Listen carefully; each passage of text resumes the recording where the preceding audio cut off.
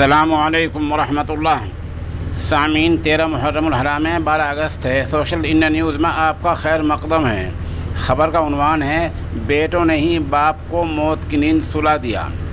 معاملہ اتر پردیش کے ضلع مظفر نگر کے گاؤں ہڈولی کا ہے، جہاں بیٹوں نے اپنے چچا کو پھانسنے کے لیے باپ کو ہی مار ڈالا اور لاش کو کھیت کی زمین میں دبا کر اس پر باجرہ کی فصل بو دی۔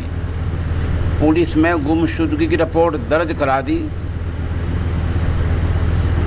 اور یہ بھی شبہ ظاہر کیا کہ ہو سکتا ہے کہ ان کے چچا نے کہیں ان کے باپ کو گم کر دیا ہو۔ بتا دیں کہ گاؤں ہڈولی کا 70 سالہ کنور پال جون کے مہینے میں لاپتہ ہو گیا تھا۔ پولیس نے شبے کی بنیاد پر بیٹوں سے سختی سے پوچھ تاچھ کی تو سنسنی خیز انکشاف ہوا۔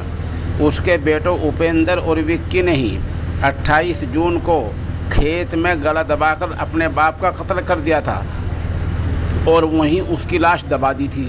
پولیس میں دی گئی درخواست میں ان بیٹوں نے اپنے چچا پر شک ظاہر کیا تھا۔